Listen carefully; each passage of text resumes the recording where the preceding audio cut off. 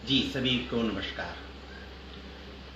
भारतीय ज्ञान परंपरा एवं उसका दार्शनिक बोध विषय को लेकर आज दूसरे दिन मैं आप सबके सम्मुख उपस्थित हूँ और इस आशय से उपस्थित हूँ कि भारतीय ज्ञान परंपरा वास्तव में भारतीय ज्ञान क्या है और भारतीय ज्ञान परंपरा क्या है। कल मैंने चर्चा किया था कि शब्द ब्रह्म होता है। जब हम ब्रह्म की बात करते हैं, ब्रह्म की चर्चा करते हैं, ब्रह्म का शब्द का उच्चारण मात्र करते हैं, ब्रह्म के उच्चारण से जो ध्वनि प्रतीति होती है हमको, ब्रह्म में तैरने की जब हम कोशिश करते हैं, ब्रह्म में मय होने की कोशिश करते हैं, ब्रह्म में डूबने की कोशिश करते हैं, तो हमको प्रकट पता चलता है कि उस ब्रह्म का कुल 3 रूप है। उसके 3 लक्षण हैं। एक उसका लक्षण है जिसको हम स्वरूप लक्षण कहते हैं, यानी जो वास्तव में वो है, जिसके कारण हम उसमें डूबना चाहते हैं, जिसके कारण हम उसमें जगह पाने चाहते हैं, जिसके कारण हम उसमें तैरना चाहते हैं, जिसके कारण हम ब्रह्ममय होना चाहते हैं, वह उसका स्वरूप लक्षण यानी इसेंशियल कैरेक्टरिस्टिक है उसका। वह उसका उसकी मूलभूत विशेषता है। और यह जो उसका इसेंशियल कैरेक्टरिस्टिक है उस ब्रह्म का, उस ब्रह्म की जो मूल कैरेक्टरिस्टिक है, बेसिक कैरेक्टरिस्टिक है, इसेंशियल उसके लक्षण हैं, वह कुल 6 प्रकार के बताए गए हैं। वो इसेंशियल लक्षण उसके 6 प्रकार के कौन कौन से हैं, कैसे हैं? एक तो है कि सच्चिदानंद ब्रह्म है, यानी सत्य है, चित्त है और आनंद है। वह ब्रह्म सत्य है, चित्त है, सच्चिदानंद है, यानी सत्य, चित्त और आनंदमय है वो ब्रह्म। फिर कहते हैं कि वह ब्रह्म सत्य, ज्ञान और अनंत है। सत्य यानी सात्विकता की पराकाष्ठा, अनुभूति की पराकाष्ठा, आनंद की पराकाष्ठा है वो। फिर कहते हैं वो सत्य है, वही ज्ञानमय है और वही अनंतमय है, यानी उसका कोई आदि अंत नहीं है। और जब हम ब्रह्म के इस स्वरूपगत लक्षण की चर्चा करते हैं, जो सत्य है, चित्त है, आनंदमय है, जो सत्य है, जो ज्ञानमय है और जो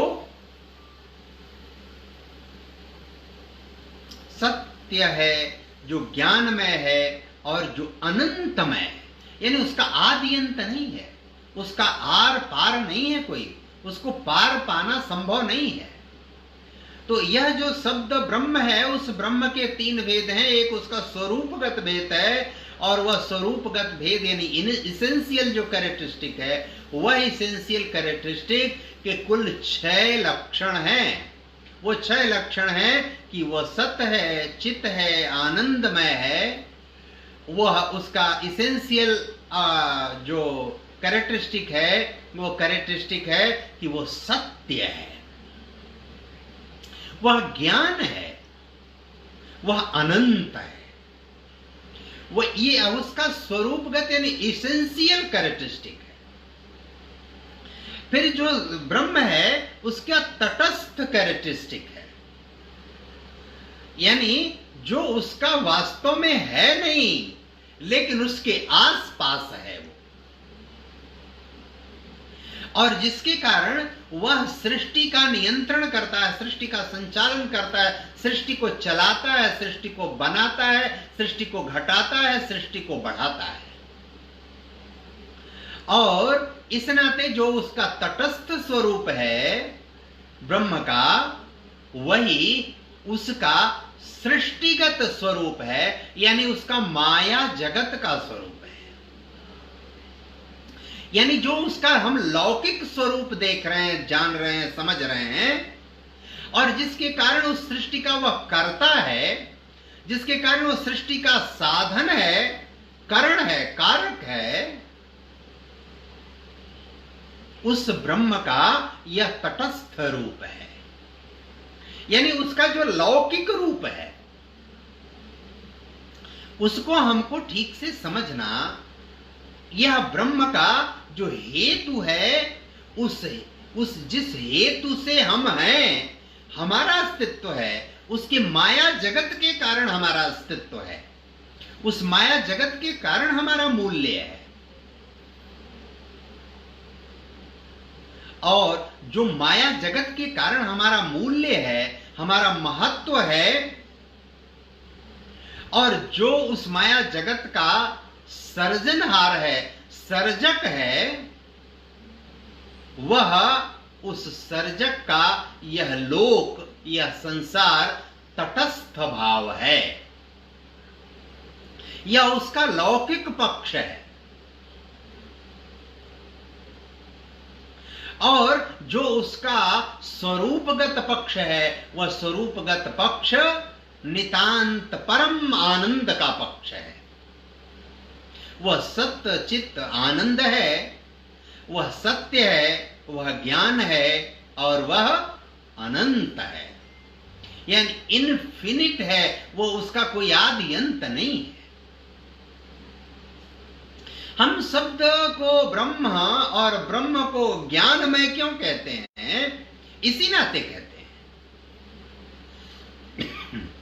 और इस अर्थ में जब उसके द्वारा इस लोक का आधार बना दिया जाता है, इस लोक का अस्तित्व आ जाता है, तो इस लोक के अस्तित्व के कारण हमको समझ में आता है कि जो लोक के अस्तित्व के परिणाम हैं, यानी हम और आप, इस लौकिक सृष्टि के विभिन्न तत्व, पदार्थ और जीव, फिर उनका व्यवहार क्या है, यानी उनकी उपयोगिता क्या है, उनका मूल्य क्या है, वह किसके हेतु से किनके उपयोग के लिए आते और जाते हैं। अर्थात यदि कोई जीव है तो उसको जल चाहिए, वो जल वह प्रकृति तत्व है, यानी वह माया तत्व है उसका। अब जीव का उस जल से जो संबंध है, वह संबंध जीव का जगत का पक्ष है, जो उसका व्यावहारिक पक्ष है। यानी ब्रह्म का जो जीव जगत का व्यावहारिक पक्ष है, वह ब्रह्म का तीसरा पक्ष है। और वह जो ब्रह्म का तीसरा पक्ष है, उस तीसरे पक्ष को समझना और जानना हमारे लिए परम आवश्यक होता है। इन तीनों के समुच्चय को हम भारतीय ज्ञान कहते हैं। इन तीनों की समझ जिसको है, यानी उस ब्रह्म के अस्तित्व की जो अदृश्य है, अमूर्त है, सूक्ष्म है, लेकिन सब कुछ है, वो उसको स्वीकारना, उसको मानना, उसको जानना हमारे लिए परम आवश्यक है। उसको हमको स्वीकार करना ही है, मानना ही है, जानना ही है। स्वीकारना, मानना, जानना यह लौकिक जगत का कर्तव्य है, ड्यूटी है। और यह लौकिक जगत का जो कर्तव्य और ड्यूटी है, इस लौकिक जगत के कर्तव्य और ड्यूटी करने वाले वे लोग जो उनके उस सूक्ष्म तत्व और भाव को समझ जिनकी है, उनको जान सकने की समझ है, उसमें डूब सकने की समझ है, उसमें तैर सकने की जिनकी समझ है, उसी के लिए कल मैंने व्यवहार प्रयोग किया था कि वही मौलिक ज्ञान, अनुभूति जन्य ज्ञान प्राप्त करने वाले लोग हैं। उन्हीं के पास अनुभूति जन्य ज्ञान है, उन्हीं के पास श्रुति सम्मत ज्ञान है, जिनके पास ज्ञान स्वतः उतर कर आता है, उनको किसी पुस्तक पढ़ने, किसी विद्यालय जाने, कोई बड़ी डिग्री उपाधि लेने की जरूरत नहीं है। वह स्वयं से आता ही है। और इसलिए आता है कि हम उसमें वो डूब जाते हैं, उसमें रम जाते हैं। और जब डूब जाते हैं और रम जाते हैं तो ब्रह्म के उस सूक्ष्म तत्व का हम अवलोकन कर पाते हैं, देख पाते हैं। इसका आशय यह हुआ कि ब्रह्म ऐसा अमूर्त स्रोत है, ऐसा सोर्स है, जिसने इस माया का, इस लौकिक जगत का निर्माण किया है। इस लौकिक जगत का निर्माण उसका दूसरा पक्ष हुआ, एक उसका स्वतः का पक्ष हुआ, जो उसका स्वरूपगत पक्ष है, स्वरूपगत लक्षण है। और वह स्वरूपगत लक्षण 6 रूपों में व्यक्त होता है। सत में, चित्त में, आनंद में। वह व्यक्त होता है सत्य में, ज्ञान में और उसकी अनंत स्वरूप में।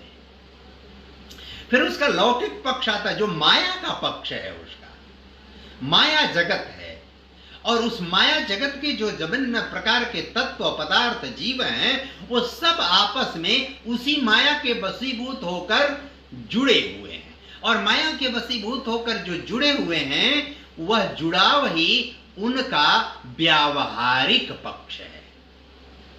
इन तीनों को ठीक से समझना, जानना, इन तीनों को ठीक से समझकर, जानकर व्यवहार करना, इनके विषय में ठीक से विचार करना, इनके प्रयोजनों के विभिन्न अर्थों को समझना, माया के रूप में प्रस्तुत इनकी संकल्पनाओं, इनके नियमों, इनके रहस्यों को समझना और जानना, वही कार्य करते हैं जो मौलिक यानी अनुभूतिजन्य ज्ञान जिनके पास है, श्रुति सम्मत जिनके पास ज्ञान है, वे ही लोग उनको ठीक से समझ सकते हैं, जान सकते हैं और व्यवहार कर सकते हैं।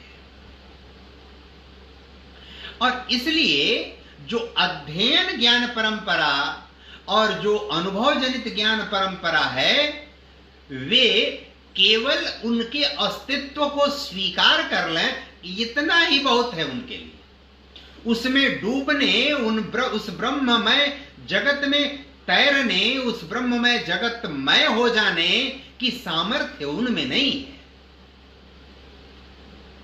और इसी नाते हम जब ब्रह्म से उपजे माया जगत, जिसको हम लौकिक जगत कहते हैं, और माया जगत के तत्व, जीव पदार्थों के अंतर संबंध यानी एक दूसरे की उपयोगिता से उत्पन्न होने वाले व्यवहार जगत, इन तीनों को जब हम समझते हैं, ठीक से जानते हैं, ठीक से व्यवहार करते हैं, और इन तीनों के रहस्यों में असंख्य क्योंकि वो अनंत है, असंख्य संख्या में विद्यमान इनके रहस्यों में से किसी एक से भी यदि हम पर्दा उठा पाने में समर्थ होते हैं, जैसे एक पर्दा उठा कि पृथ्वी में गुरुत्वाकर्षण की शक्ति पाई जाती है, एक पर्दा उठा कि भाप में शक्ति होती है, वो सब जानते हैं शक्ति है, लेकिन उसको ऑब्जर्व किसने किया, पहली बार उसको पाया किसने, पहली बार उसने देखा किसने, पहली बार किसको पता चला कि तुलसी दल में, तुलसी जी के पत्ते में सबसे ज्यादा रोग प्रतिरोधक क्षमता होती है, पहले कौन जान पाया। नीम की पत्ती सबसे ज्यादा एंटीबैक्टीरियल है, यह सबसे पहले किसने कहा, किसके द्वारा यह प्रस्तुत किया गया, किसके द्वारा यह आया।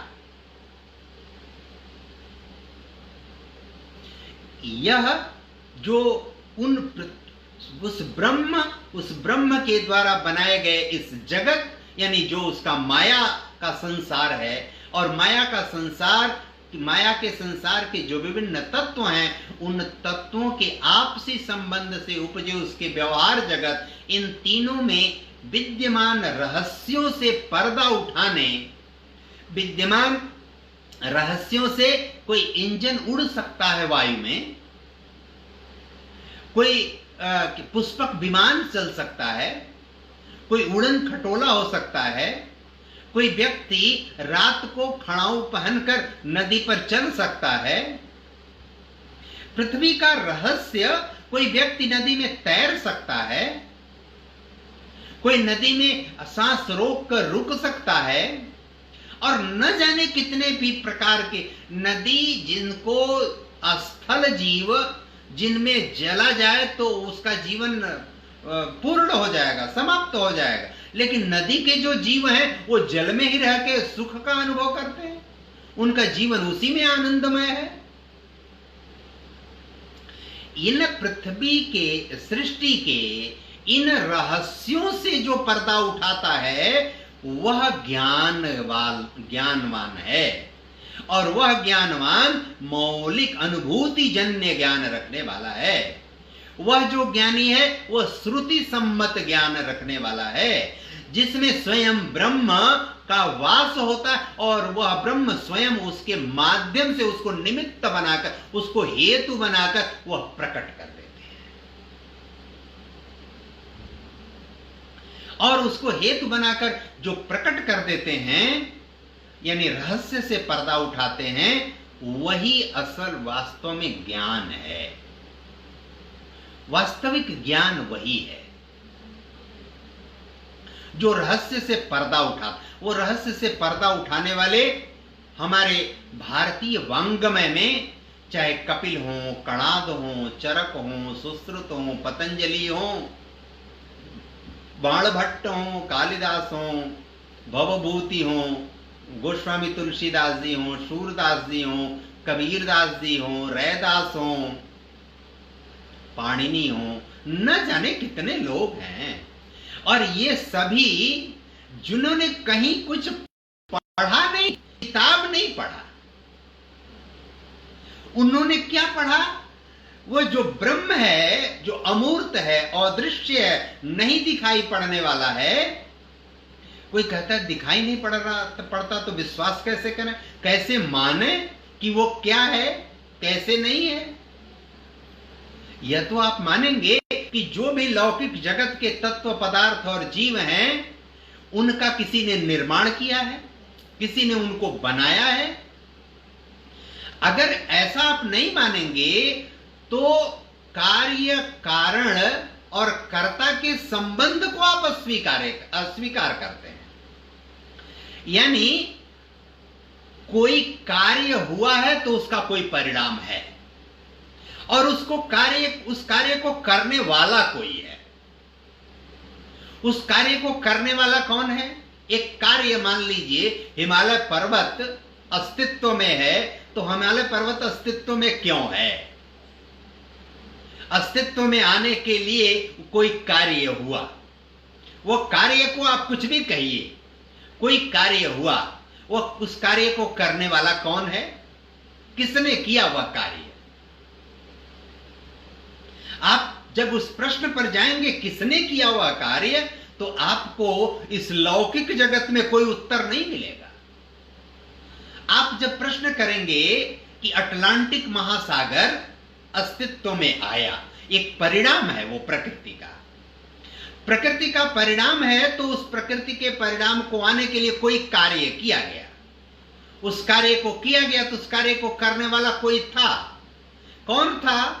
पृथ्वी पर कोई नहीं था। हमारे आपके समझ से परे है, हमारे आपके लिए दृश्यमान नहीं है, हमारे आपके लिए वह स्थूल काय नहीं है, हमारे आपके लिए वो भौतिक पदार्थ नहीं है, हमारे आपके लिए वह दृश्य स्वरूप नहीं है। आप राजस्थान चले जाइए, राजस्थान की अरावली पर्वत श्रेणियों में आप पत्थर काट कर उसमें से ग्रेनाइट, बेसाल्ट, संगमरमर और बहुत सारे पत्थर निकालते हैं, ले आकर अपने घरों में लगाते हैं। किस मनुष्य ने बनाया उसको? किसने तैयार किया? कब तैयार किया? कितने समय में तैयार किया? नहीं पता, नहीं बता सकते आप। किस प्रक्रिया के द्वारा तैयार हुआ? वो क्रिया किसने की? कैसे की, उसका मैकेनिज्म क्या है, उस मैकेनिज्म का एक अपना रहस्य है। किस उसने उस रहस्य को बनाया? उसी ब्रह्म ने। और उसी ब्रह्म को हम चाहें या चाहते हैं या चाहा गया, या लोगों ने जिनके अंदर इसको समझने की ज्ञान का लक्षण है, उन लोगों ने उन्हीं को ईश्वर कहा, उन्हीं को परमात्मा कहा, वो परम आत्मा, वो उन्हीं को अलौकिक सत्ता कहा, उन्हीं को पारलौकिक सत्ता कहा। वही कर्ता है और उनकी क्रिया से यह जगत परिणाममय यानी मायामय होकर हमारे आप सबके पास है। और यह जो मायामय आया, उसका जो आपस का अंतर संबंध है, माया जगत में जितने भी तत्व जीव पदार्थ हैं, उनके अंतर संबंध, उनकी एक दूसरे से जरूरत से उपजने वाले व्यवहार जगत के कारण हम आप हैं। हमारा आपका अस्तित्व है, हमारा आपका अस्तित्व चल रहा है। अब इसी को भारतीय ज्ञान परंपरा में आप यदि समझना चाहें तो आप इस रूप में समझ सकते हैं कि भारत में नॉलेज ज्ञान नहीं है। भारत में आपको यह कहने का कोई अधिकार नहीं है कि नॉलेज ही ज्ञान है, क्योंकि भारत में हमेशा ज्ञान का अर्थ है वैलिड नॉलेज, वैध ज्ञान। जो ज्ञान वैध नहीं है वो भारत में ज्ञान है ही नहीं। और जो अभारतीय संकल्पना और विचार है वह ज्ञान को समझता नहीं। उनके यहां वैध और अवैध दोनों ज्ञान नॉलेज है। हमारे यहां ज्ञान केवल वैध ज्ञान ही ज्ञान है, अवैध ज्ञान ज्ञान नहीं है। और इस नाते जो लोग समझते नहीं भारतीय ज्ञान परंपरा को, वो कहते हैं सृष्टि यानी यह जो माया जगत है, जो लौकिक जगत है, दृश्यमान जगत है, वह पहले अस्तित्व में आया। और उसी को कहते हैं कि वह सृष्टि ही आदि और अनंत है। नहीं, सृष्टि लौकिक तत्व पदार्थ है। उस सृष्टि को यानी वह कर्ता के क्रिया का परिणाम है। सृष्टि कर्ता यानी वह ब्रह्म कर्ता की क्रिया का परिणाम है। और कर्ता की क्रिया का जो परिणाम है वो लौकिक जगत है। और इस लौकिक जगत का जो व्यवहार पक्ष है, जिसके कारण यह सृष्टि चल रही है, संचालित हो रही, तो यह भ्रम जो फैलाता है कि सृष्टि पहले आई, इसका अर्थ है कि उसको ज्ञान परंपरा का बोध नहीं है। कोई भी तत्व जीव पदार्थ सूक्ष्म से स्थूल होता है। एक जीव जो अपने मां के यानी किसी गर्भ में अस्तित्व में आता है, अस्तित्व में आते समय वो अदृश्य होता है, वो दृश्यमान नहीं हो सकता, उसको देखने की शक्ति नहीं होती किसी में, और वो अदृश्य से फिर दृश्यमान होता है। जैसे ब्रह्म अदृश्य है और उसका लौकिक जगत जो माया जगत है वह दृश्यमान हुआ, जिसके कारण हमारा आप सबका अस्तित्व है। आप हम सब जानते समझते हैं। इसलिए ईश्वर आदि और अनंत है। ईश्वर आदि और अनंत है तो हम उसके बाद कह सकते हैं जैसे ईश्वर आदि और अनंत है तो उसी का सृजन यह मायामय जगत है। इसलिए चूंकि उसी का यह सृजन है, इसलिए यह भी आदि और अनंत है। और यह भी आदि और अनंत है तो इसी आधार पर जो उसको कोई विज्ञान भी कहता हो तो कह ले लेकिन हमारा ग्रह जिस पर हम पृथ्वी पर रहते हैं, ऐसे बहुत सारे ग्रह मिलके हमारा सौर मंडल है, ऐसे ही बहुत सारे सौर मंडल मिलकर हमारा आकाश गंगा है, और ऐसे ही असंख्य आकाश गंगाओं के मेल से ब्रह्मांड का निर्माण हुआ है। और यह एक पूरे संपूर्ण ब्रह्मांड में, जो ब्रह्मांड अनंत है, अनादि है, उस ब्रह्मांड में असंख्य आकाश गंगाएं लगातार गतिमान हैं, लगातार चलायमान हैं, और सैकड़ों, हजारों, करोड़ों प्रकाश वर्ष के से भी अधिक तीव्र गति से गति करते हैं, लेकिन उनमें कभी कोई एक्सीडेंट नहीं हुआ। वो एक्सीडेंट नहीं हुआ। एक्सीडेंट क्यों नहीं हुआ? क्योंकि जो ब्रह्म है, उस ब्रह्म का जो माया जगत का पक्ष है, वह तटस्थ पक्ष है, और वह तटस्थ पक्ष उसकी क्रिया का परिणाम है, और इसलिए वह उसकी क्रिया एक्सीडेंटल क्रिया है। यानी वह एक्सीडेंटल, उसने जानबूझकर नहीं किया है, उसकी प्रायोजित संकल्पना नहीं है। प्रायोजित संकल्पना होगी तो लौकिक जगत के समझ से परे हो जाएगी। बस वो उसने कुछ किया तो कुछ हो गया। जैसे बच्चे जब किसी धूल में खेलने जाते हैं, तो खेलने में उसने अंगुली और हाथ इधर उधर चलाते हैं तो कोई चित्र बन जाता है। इसका अर्थ यह नहीं कि वो प्रायोजन पूर्वक चित्र बनाए हुए हैं। और इस पूरे ब्रह्मांड में वो जो आकाश गंगाएं चल रही हैं, वो करोड़ों प्रकाश वर्ष की गति से चल रही हैं, और इस नाते उसमें कोई एक्सीडेंट नहीं हो रहा। एक आकाश गंगा में असंख्य सौर मंडल हजारों प्रकाश वर्ष की तीव्र गति से चल रहे हैं, वह एक्सीडेंट नहीं हो रहा है।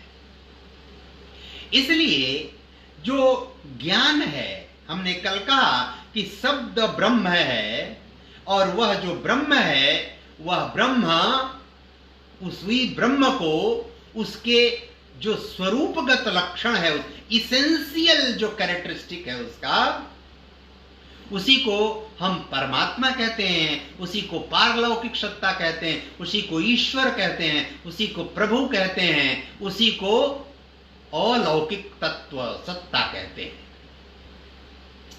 और वही पहले आया, उसी का पहले अस्तित्व, वो हमेशा था। वो आया भी कहना गलत होगा, वो था ही, वो रहता ही है। उसके अस्तित्व के बिना किसी के अस्तित्व की बात हो ही नहीं सकती। वह था ही, इसलिए वह निराकार है, इसीलिए वो अनंत है, इसीलिए वो आदि है, इसीलिए वो अनादि है, और इसीलिए वो अविनाशी है।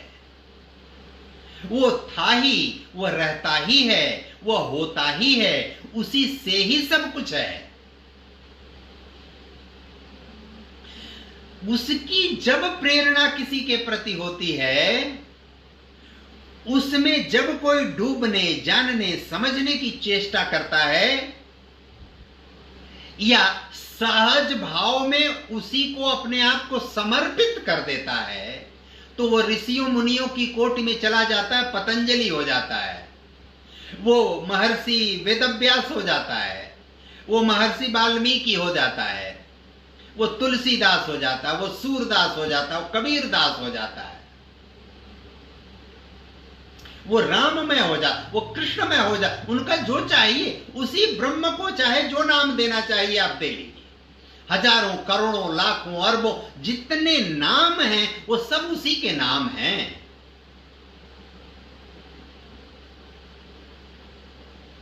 और उसकी जो क्रिया है, उस क्रिया का परिणाम यह लौकिक जगत है, यह माया जगत है। उसको समझने के लिए ही हमारे यहां भारत की ज्ञान परंपरा में यह कहा जाता है कि भारत की ज्ञान परंपरा वैध ज्ञान है। यहां वैलिड नॉलेज ही भारत में ज्ञान है, इनवैलिड नॉलेज ज्ञान नहीं है। और भारतीय संकल्पना में वैलिड इनवैलिड का कोई भेद नहीं है, वहां सब नॉलेज है। हमारे यहां सब कुछ नॉलेज नहीं है। हमारे यहां जो वैलिड है, जो जिसकी पुष्टि है ब्रह्म के द्वारा, वही हमारे यहां ज्ञान है, बाकी ज्ञान नहीं है। पुष्टि क्या है? कल मैंने एक उदाहरण रजनीश जी का दिया था। ऐसे बहुत सारे उदाहरण। उस ब्रह्म की क्रिया या पृथ्वी है, पृथ्वी का अस्तित्व है। पृथ्वी पर आप कहते हैं पर्वत है, पठार है, मैदान है। पृथ्वी पर कहते हैं जलमंडल है, वायुमंडल है, और स्थल मंडल है। आप पूछिए कि ये जलमंडल जिसमें महासागर हैं, जिसमें सागर हैं, वो आए कहां से? कोई क्रिया हुई तभी आए, ये तय है। वो क्रिया के करने वाला कौन है? इस क्रिया को करने वाला कौन है, इसका लौकिक जगत में उत्तर नहीं है। और उसी को हम जब स्वीकार कर लेते हैं कि वह ब्रह्म है जिसने वो क्रिया किया, इसका मतलब है हमारी वह स्वीकारोक्ति ही ज्ञानमय है। और इसीलिए वह ब्रह्म ही असली ज्ञान है। उस ब्रह्म को जानना, मानना, समझना, स्वीकार करना ही ज्ञान है। जहां हम निरुत्तर हो जाते हैं, उसके आगे हमारे पास प्रश्न ही नहीं बनता। हमारे पास प्रश्न ही नहीं होता कि हम आगे भी कोई प्रश्न करेंगे। हमारे पास कुछ होता ही नहीं। वैलिड ज्ञान क्या है? उस वैलिड ज्ञान को परखने के लिए भारतीय जनता दर्शन परंपरा में कुछ विधान बताए गए हैं। और उस जो विधान है, उस विधान के आधार पर प्रत्यक्षीकरण करना एक विधान है। प्रत्यक्ष क्या है? प्रत्यक्ष यानी जो हमारे इंद्रियों से प्रत्यक्षीकरण होता है, यानी जो हमारे इंद्रियों से जो हम प्रत्यक्षीकरण कर सकते हैं, यानी हमारे शरीर से स्पर्श करता है कोई तत्व, तो हम उसको प्रत्यक्षीकरण करते हैं और उससे हम समझते हैं कि यह वैलिड, यानी यह ठंडा है, यह गर्म है, यह ज्वलनशील है, यह तीखा है। इससे हम समझते हैं, वह समझ ही हमारी वैलिड ज्ञान को प्रमाणित करती है, वैलिड ज्ञान को बताती, यानी प्रत्यक्षीकरण हम करते हैं। उस प्रत्यक्षीकरण के आधार पर हम फिर दूसरे चरण पर आते हैं, हम अनुमान करते हैं। यानी बाद में जो आया हुआ है, अनुमान के आधार पर हम किसी चीज को मानते और स्वीकार करते हैं। हम इसकी संक्षेप में चर्चा करते हैं, कल और विस्तार से हम इस विषय पर आएंगे। हम अनुमान करते हैं और अनुमान के साथ हम प्रत्यक्षीकरण करते हैं, हम अनुमान करते हैं, फिर उपमान, उस वैलिड ज्ञान को, वैध ज्ञान को समझने के लिए हम उपमान का सहारा लेते हैं।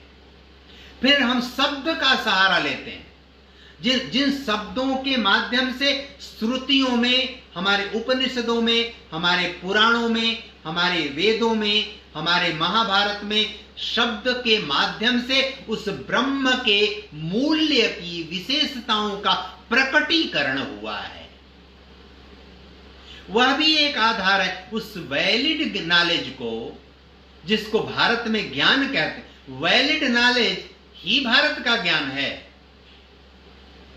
और उस शब्द के बाद पांचवा है अर्थापत्ति, यानी कोई बात आप कह रहे हैं, उस बात का एक दूसरा अर्थ निकलता है। जैसे आप कोई कहे कि अमुक व्यक्ति दिन में भोजन नहीं करते हैं, इसका आशय है कि वो रात में भोजन करते हैं, क्योंकि दिन में भोजन नहीं करने की बात की गई है और इसलिए वो रात में भोजन करते हैं। अमुक व्यक्ति मोटे नहीं हैं, इसका मतलब है वो पतले हैं। अर्थ की उत्पत्ति, हम इसको वैलिड नॉलेज कहते हैं। और उसके आगे आता है अनुपलब्धि, यानी प्रत्यक्ष, अनुमान, उपमान, शब्द, अर्थापत्ति और अनुपलब्ध, ये चार माध्यम हैं जिससे हम वैलिड नॉलेज को, यानी जो ज्ञान है भारत में, उसको समझने और जानने की कोशिश करते हैं। इस मूल्य को समझने वाला, इस मूल्य को जानने वाला, इस मूल्य को स्वीकार करने वाला, इसमें डूब सकने वाला ही भारत का अनुभूति जन्य ज्ञान का वाहक है, श्रुति सम्मत ज्ञान का वाहक है।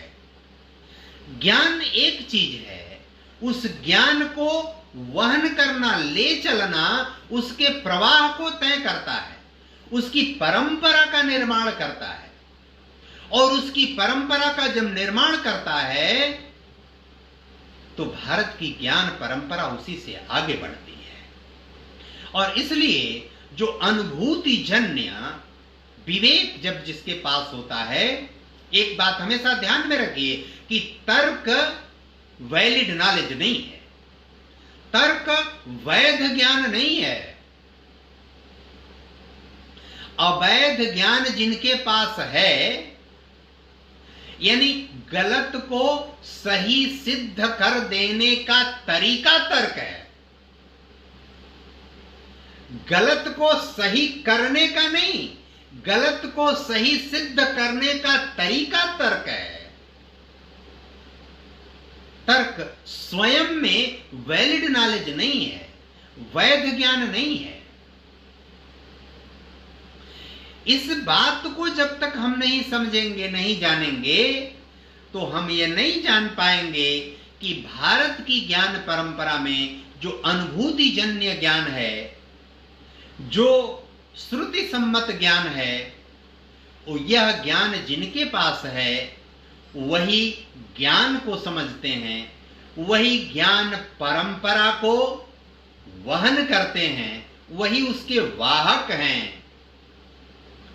अध्ययन ज्ञान परंपरा और अनुभव जनित ज्ञान परंपरा, यह उस ज्ञान को समझने वाले और उस ज्ञान को वहन करने वाले, जिससे उसकी वह चल रहा है, उसमें से क्रम से एक एक रहस्यों से पर्दा उठाने वाले वही ऊपर के दो लोग हैं, जिनके पास अनुभूति जन्य ज्ञान है और जिनके पास श्रुति सम्मत ज्ञान है।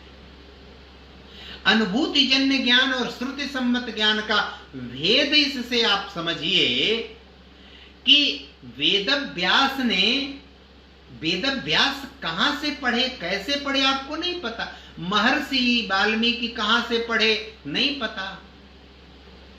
लेकिन उनको ज्ञान कैसे आया? उस ब्रह्म को उन्होंने राम मान लिया। राम मान लिया नहीं, किसी ने कह दिया राम मान लो, उन्होंने राम मान लिया।